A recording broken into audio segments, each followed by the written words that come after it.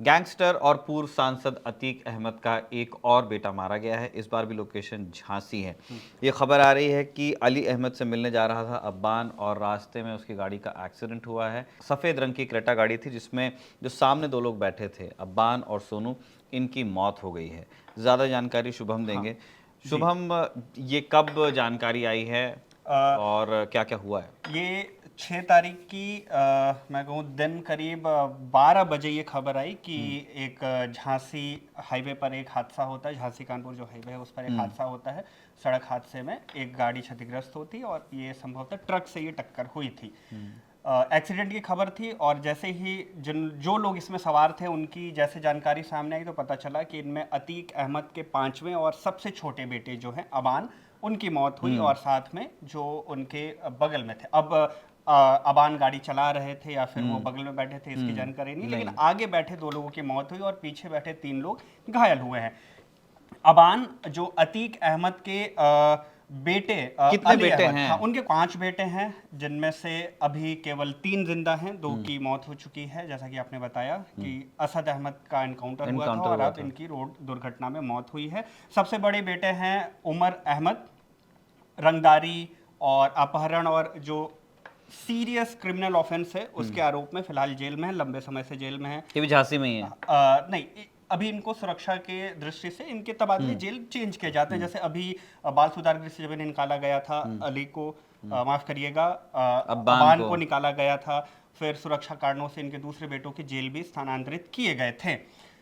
अली अहमद इनके दूसरे बेटे, जो उन पे भी सेम रंगदारी, मारपीट और आपराधिक साजिश के मामले दर्ज हैं। और उमेश पाल हत्याकांड जिसकी वजह से अतीक अहमद का पूरा मामला इस तरह से सुर्खियों में आया था, उसमें वो वांछित भी थे और पुलिस उसके बाद से लगातार इनके बेटों पे, क्योंकि ये बालिग थे, बालिग लोगों पे पुलिस ने एक्शन लिया। ये अली अहमद ही जेल में थे झांसी अली में, अहमद जेल में थे जिनसे ये झांसी में, अब्बान जिनसे मिलने ये जा रहा मिलने था। जा रहे थे।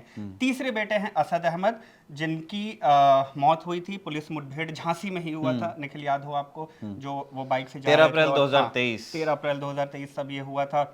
चौथे बेटे हैं एहजान, या कहीं कहीं इनका नाम आप एहजम भी पढ़ेंगे।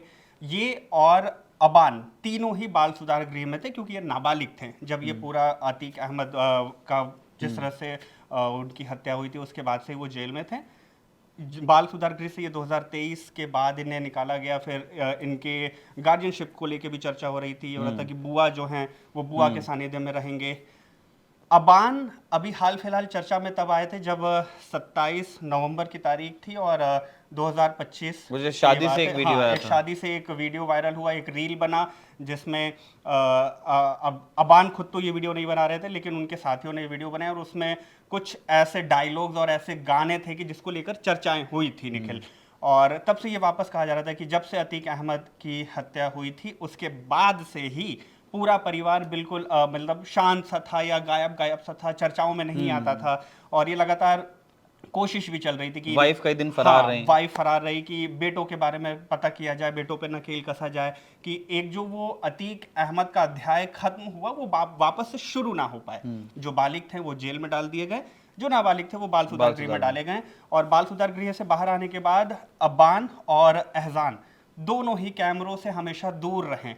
मतलब इससे पहले भी अब्बान जो है वो जेल में ले गए थे लेकिन तब उन्होंने गमछे से अपना चेहरा ढक रखा था और टी शर्ट और जीन्स पहन के नॉर्मल, कोई साथ में कोच नहीं, अकेले वो जेल के अंदर जा रहे थे। तब भी उनकी एक तस्वीर वायरल हुई थी। तब कहा गया था कि लाइमलाइट से दूर रहना चाह रहे हैं, कैमरों से दूर रहना चाह रहे हैं इनका पूरा परिवार, और छिप के किस तरह से जेल में मिलने जा रहा है। खैर, जेल में आज भी मिलने जा रहे थे जब ये घटना हुई।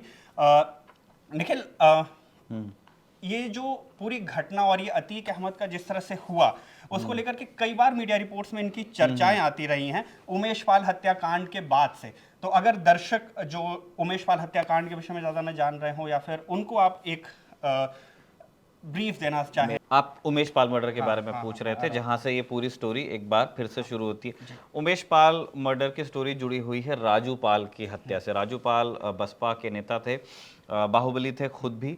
और 2004 में जब अतीक अहमद फूलपुर से सांसद हो गए तो प्रयागराज पश्चिम सीट उन्होंने छोड़ी और वहाँ पे फिर एक बाईपोल हुआ। तो बाईपोल में राजू पाल ने पर्चा भरा बसपा से और सामने अतीक अहमद का जो भाई है अशरफ, उसने पर्चा भरा। अब हुआ ये कि जब उपचुनाव के नतीजे आए तो राजूपाल जीत गए, और इस चीज़ को जो ये अतीक अहमद फैमिली है उसने अपने इंसल्ट की तरह लिया, और गणतंत्र दिवस 2005 का जो आया, मतलब कि विधायक बनने के जो अगला ही साल था, उसमें 26 जनवरी के रोज़ दिन दहाड़े राजूपाल की हत्या की। उसमें अशरफ मुख्य आरोपी था, उसके साथ में कुछ और सह आरोपी थे, लेकिन मायावती उनको जल्दी अरेस्ट कर नहीं पाई। उनकी बड़ी आलोचना भी हुई थी इस चीज़ को लेकर के। जब राजूपाल की हत्या हो गई तो फिर उनकी जो पत्नी है पूजा पाल, उनको वहाँ से टिकट दिया गया, जो फिर एक और बाईपोल के बाद फिर से एक बाईपोल हुआ। दोबारा अशरफ ने पर्चा भरा और अशरफ जीत गया वो चुनाव। वो केस चल रहा है, और उमेश पाल इस हत्याकांड के एक मुख्य गवाह थे।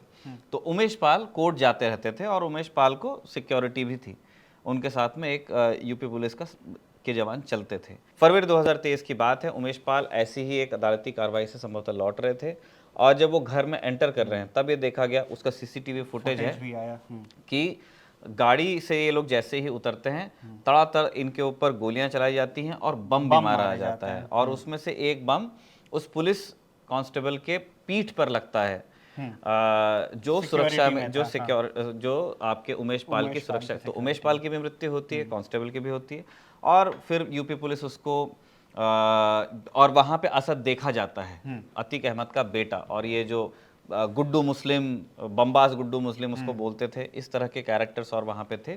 तो एक एक करके यूपी पुलिस ने फिर इनको एलिमिनेट किया।